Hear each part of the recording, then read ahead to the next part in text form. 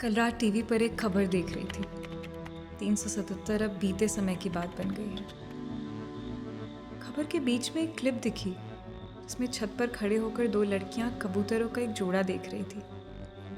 तुम्हें याद है क्या?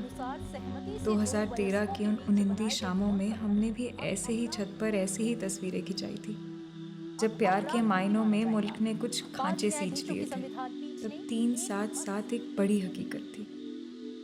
तब मैंने और तुमने ही इसे ख़त्म करने की पेटिशन की राह चुनी थी। जब शहर की आवारा सड़कों पर मैं तुम्हारे साथ बौराई हुई घूम रही थी और तुम्हारी भूली हुई चुनरियाँ मेरे तकिए के नीचे सिसकियाँ लेने लगी थी, जब मेरे और तुम्हारे कपड़ों में फ़र्क नहीं था। तुम्हें पता है, तुम्हारे कपड़े आज भी मैंने अपनी अलमारी में सजा रखे हैं। उसमें अब भी तुम्हारी महक आती है। चादर की आधी तरफ की सिलवटें खोजती हैं तुम्हें आज भी। तुम्हारा छूटा हुआ टूथब्रश आज भी झांकता है। कुछ टूटे हुए क्लचर आज भी दराजों में पड़े हैं। जब हम दोनों हमराही होने आ गए, तब तुम एक दिन अपने पति और उसके घर को छोड़कर अपना सामान और बेटा दोनों ही मेरे कमरे में ले आई। और फिर उस छत पर अब 3 लोग बैठने लगे। छत पर देखे सपनों में तुम्हारे बेटे को भी शामिल कर लिया।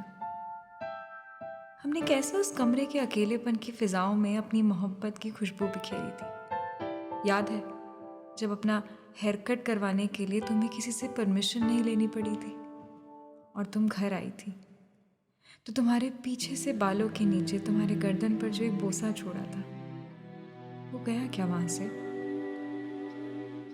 थैंक गॉड जो तुम मुझे उस दिन साड़ी पहनना सिखाने लगी थी। इसकी आखिरी गांठ मेरी यादों की फहरिस्त में सबसे ऊपर है। तुमको भी पता है ना कि ये ट्रेनिंग महज सीखने तक ही नहीं रह पाती थी। मेरी आधी जली हुई एसिलाइट की सिगरेट, जिसे तुम जब भी ट्राई करती थी खांसने लगती थी।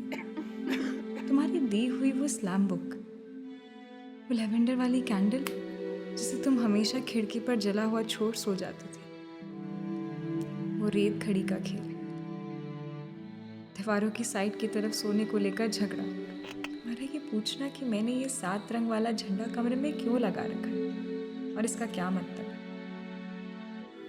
कितना कुछ याद आ रहा है आज। तुम्हारे आने के बाद ही मुझे एहसास हुआ कि अकेले रहना और अकेले होना तो अलग अलग बातें हैं। तुम्हारे आने से पहले ही मैं अकेले रह रही थी, तुम्हारे जाने के बाद अकेली हो गई। तुम्हारा कमबख्त पति जो कानून का कंधा लेकर बेटे को साथ रखने का दावा करने लगा। काश कानून भी इंसानों के सपनों में इंसानों को शामिल करने की इजाज़त देता, पर क्या करें, वो भी कमबख्त निकला। लेस्बियन कपल को एक बच्चा अडॉप्ट करने की इजाज़त क्यों नहीं दे देता भला? ये तुम्हारी नियति ही थी कि शायद तुम्हारी राहों में एक ही हमसफ़र रह सकता है।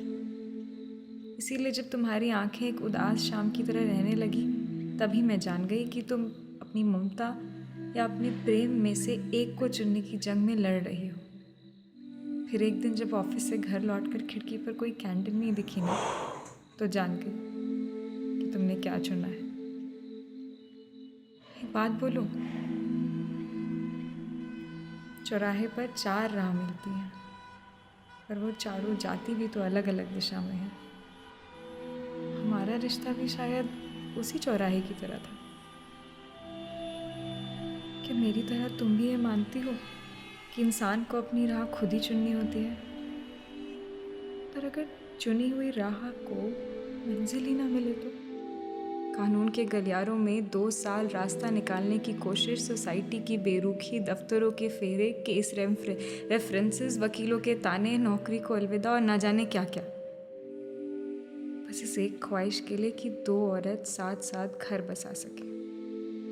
इसीलिए मैंने भी एक राह चुनी है, अपनी लड़ाई खुद लड़ने की राह, कानून के कंधों से आज़ाद होने की राह, खांचे वाले प्यार की परिभाषा बदलने की राह, प्यार को कानून के पिंजरे से बाहर निकालने की राह। अब जब लॉ कॉलेज के हॉस्टल से तुम्हें ये लिख रही हूँ तो बताना चाहती हूँ कि लॉ कॉलेज के गेट से बाहर की सड़क हमें ज़रूर अपने मंजिल तक ले जाएगी, क्योंकि तीन साथ साथ तो चला गया, पर तीन साथ साथ बाकी है। तुम, मैं और हमारा बेटा।